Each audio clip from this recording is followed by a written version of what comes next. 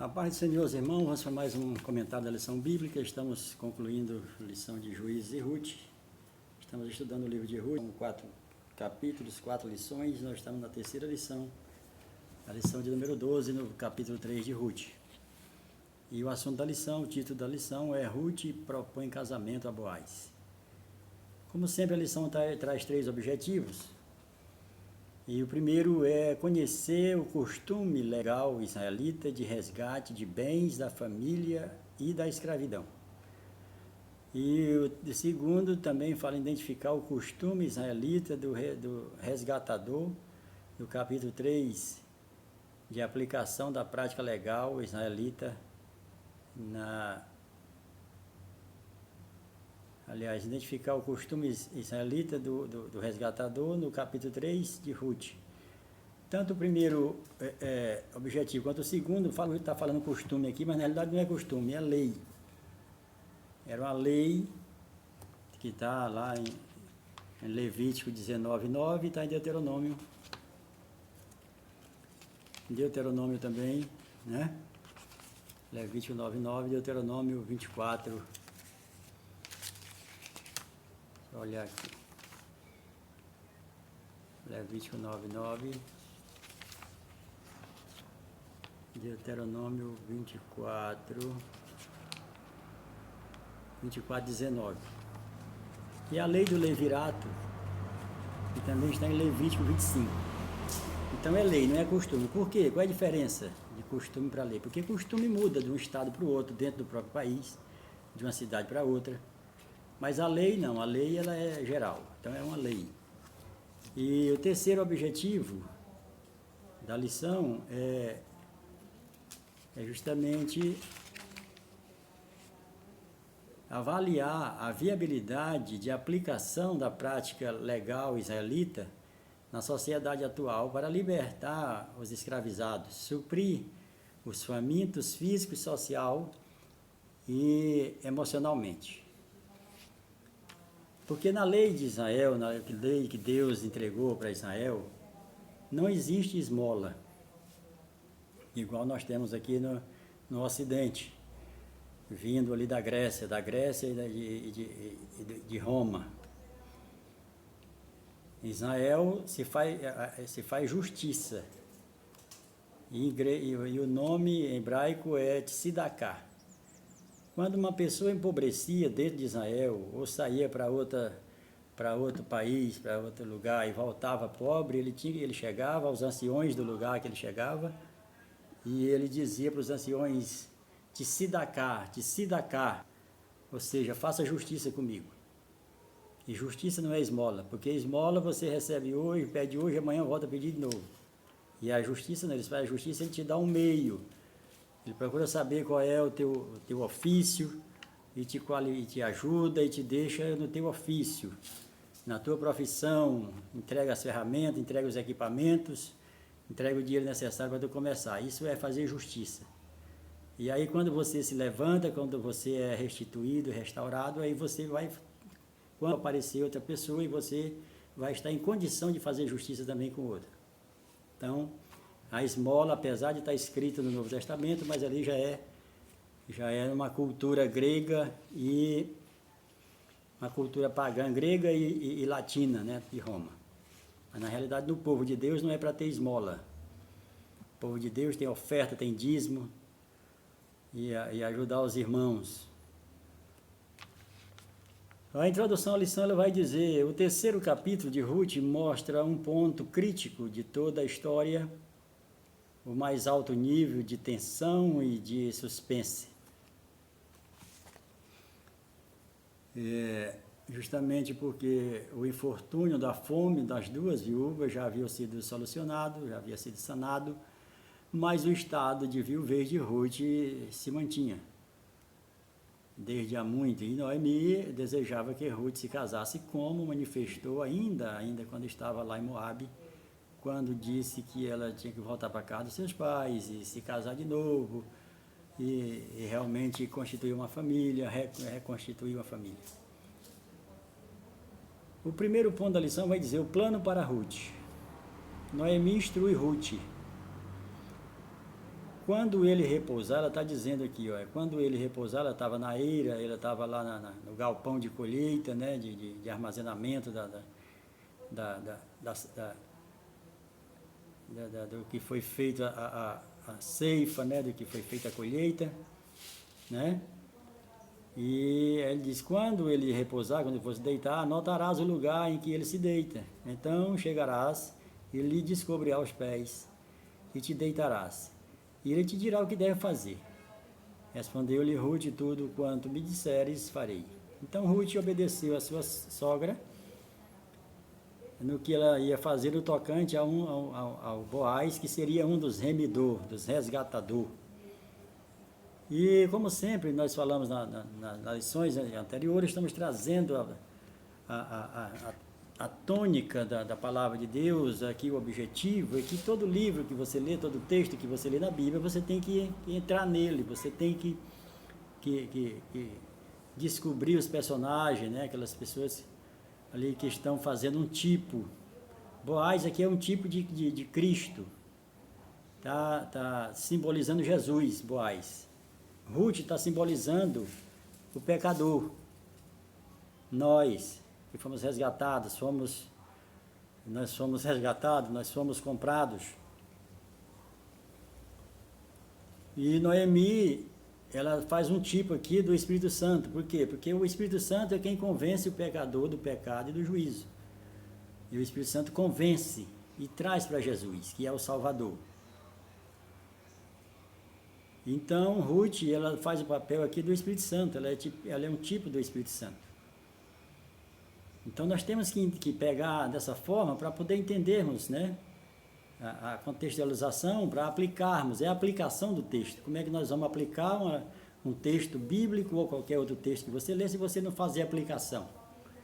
Muita gente se perde na palavra de Deus na hora da aplicação, porque não olha, não descobre ali, não traz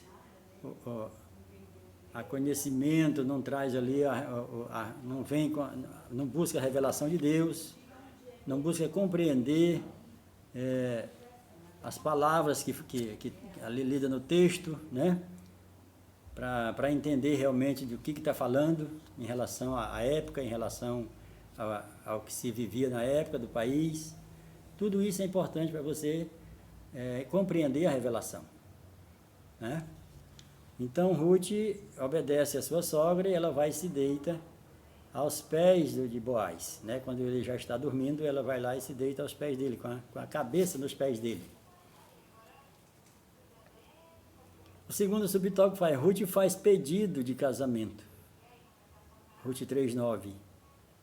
Disse-lhe, quem és tu? E ela respondeu, sou Ruth, tua serva.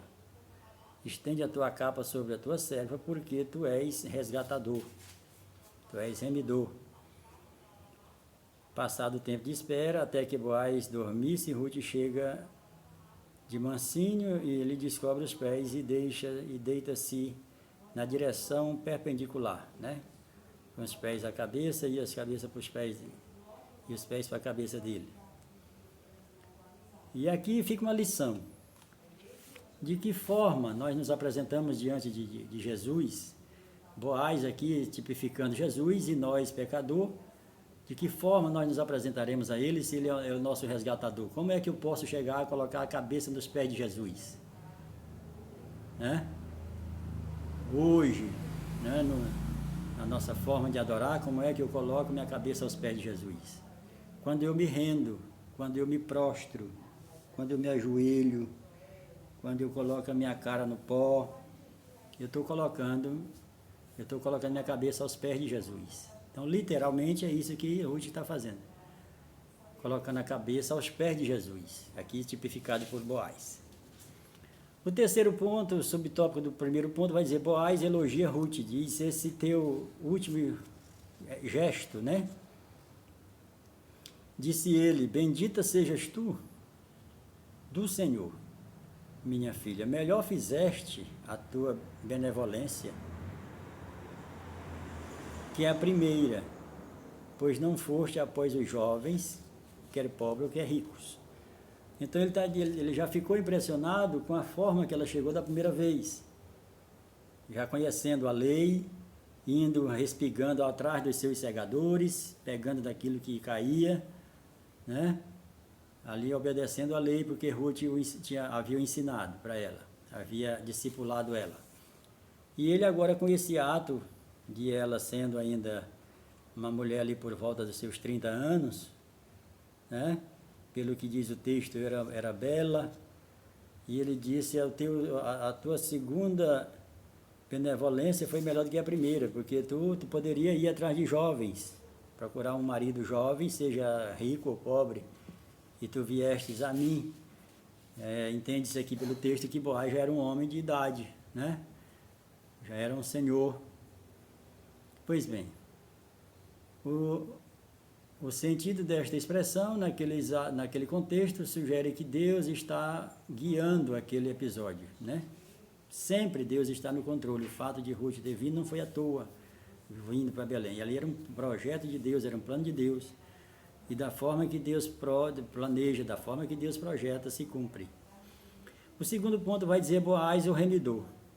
Havia um outro mais chegado. Ora, é muito verdade que eu sou resgatador, sou parente de Elimeleque, né? Eu sou da tribo de Judá, eu sou da família de Elimeleque, eu sou o resgatador. Mas tem um outro que é mais próximo, né? Tem parente, né? Primo, vamos dizer que tem primo em 2º grau, 3º grau, né? Tio em 2º, 3º grau, 4º grau. Então tem essas diferenças, né?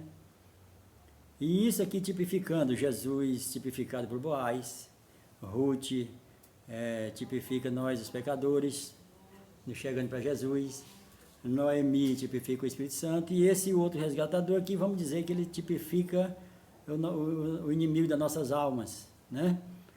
Porque Jesus veio nos comprar de quem? Nós não estávamos sem dono. Antes nós tínhamos um dono, que era Satanás.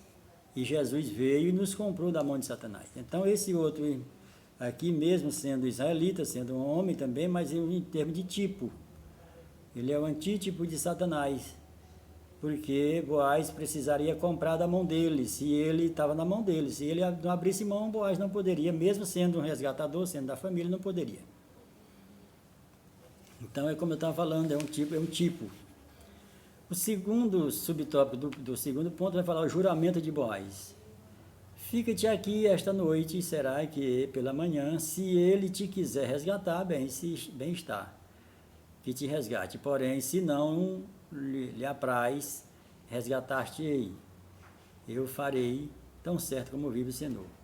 Então aqui Boaz está fazendo aqui uma aliança, né? E essa aliança Jesus fez conosco, fez com a igreja. Esta é a última ceia que estou fazendo convosco, fazer isto em memória de mim, mas certamente eu voltarei para mais uma vez ceiarmos juntos. Então nós temos essa promessa. Fomos comprados. O presente de Boaz, disse mais, dá esse presente, né?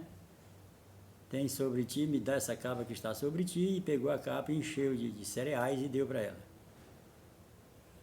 Boaz vai além da exigência da lei, quando oferece a Ruth cereais da eira. A palavra de Deus que nós devemos fazer, Jesus diz assim, se alguém te convidar para andar 1 milha, anda 2, se te pedir a túnica, dá também a capa. E assim nós temos que fazer a mais. Boaz fez a mais do que estava prescrito na lei, pegando e dando mais alimento para ela, além do que ela tinha recolhido, que era de acordo com a lei. O terceiro ponto, ele vai falar, Ruth reporta a Noemi. A expectativa confiante de Noemi, em chegando à casa de sua sogra, esta lhe disse, como se tem passado as coisas, filha minha? Ela lhe contou tudo quanto aquele homem lhe fizera.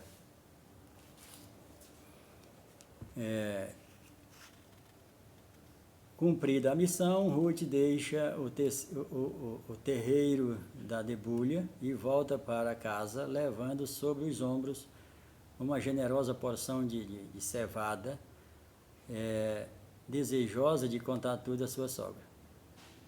Subindo para a cidade, provavelmente Ruth relembra o que aconteceu naquela noite em que ela fez a Boaz a proposta e ele prometera ser seu resgatador, se o outro mais chegado declinasse do seu direito. Quando ela entrou em casa, Noemi a recebeu e perguntando: como se tem passado as coisas, filha minha? O plano deu certo? E ela lhe contou tudo quanto aquele homem lhe fizera. E o plano deu certo porque era o propósito de Deus e Noemi tinha conhecimento de como funcionava a lei e seguiu de acordo com o que estavam os preceitos da lei. O segundo subtópico do terceiro ponto fala a generosidade de Boaz. E disse ainda: estas 6 medidas de cevada ele mas deu e me disse: não voltes para a tua sogra sem nada. Ao iniciar a frase como um pronome demonstrativo, estas 6, Ruth se referia com ênfase ao que poderia ver ou poderia ser visualizado. Uma grande quantidade de cevada, equivalente a uns 30 ou 40 quilos. Um grande presente confirma as boas intenções. O terceiro ponto fala sobre o sábio conselho de Noemi. Então, ele disse Noemi: espera, minha filha, até que saibas em que darão as coisas, porque aquele homem não descansarás enquanto não resolver este problema, e ainda hoje, né? Noemi se dispõe ou se despede, deixando o leitor ciente de que ela estaria feliz. É certo que Boaz fora impulsionado pelo dever de resgatador, bem como por desejar casar-se com Ruth. E o destino das 2 viúvas está sob o cuidado de um verdadeiro israelita. Talvez ele encontre um meio de requerer Ruth para si, se tiver a ajuda do outro parente em declinar do seu direito. Para Ruth, o casamento com o resgatador lhe restauraria emocionalmente e devolveria a esperança de gerar filhos para preservar a linhagem e os bens da família. Portanto, o fim bem-sucedido, né? Na realidade, o nosso resgatador, o nosso provedor é Deus. As pessoas, tanto aqui no texto quanto na nossa vida hoje, que convivemos, é o Senhor trabalhando, o Senhor colocando ao nosso lado, ali para cumprir o seu propósito. Mas o nosso resgatador, o nosso provedor é o Senhor. Que possamos colocar isso em mente, que nós somos comprados, e nós temos uma promessa de que o nosso resgatador voltará para nos buscar. Estejamos sóbrios e trabalhando no reino dele, fazendo com que o reino dele seja expandido através de mim, através de você.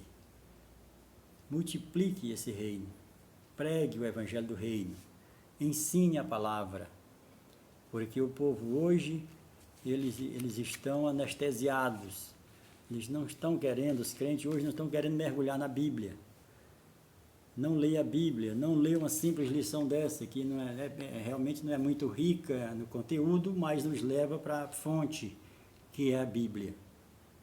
Mas são pouquíssimos aqueles que estão buscando. E se você não buscar o favor de Deus, você não recebe a revelação da palavra. Só recebe a revelação da palavra se buscar no Senhor, lendo, orando, né?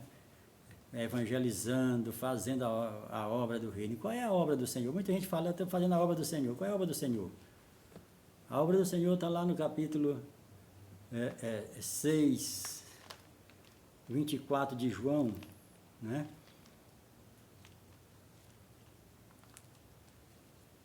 E a obra do Senhor é fazer a vontade, é mostrar para o mundo que Jesus é o Filho de Deus que veio para morrer por nós. Essa é a obra de Deus.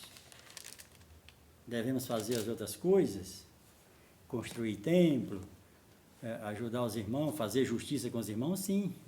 Mas essa não é a obra de Deus. A obra de Deus é levar o Cristo àqueles que ainda não conhecem, né? Essa é a obra de Deus. Então a obra de Deus é essa. Não é nem João 6,24, em João 6, aí eu me levei para um outro título aqui, João 6,63, é que a palavra do Senhor é espírito e vida. Mas não lembro o versículo agora, mas a obra do Senhor é justamente essa, é trazer Jesus para aqueles que não conhecem. Essa é a obra de Deus. As outras coisas são obras humanas que nós devemos fazer para agradar o Senhor.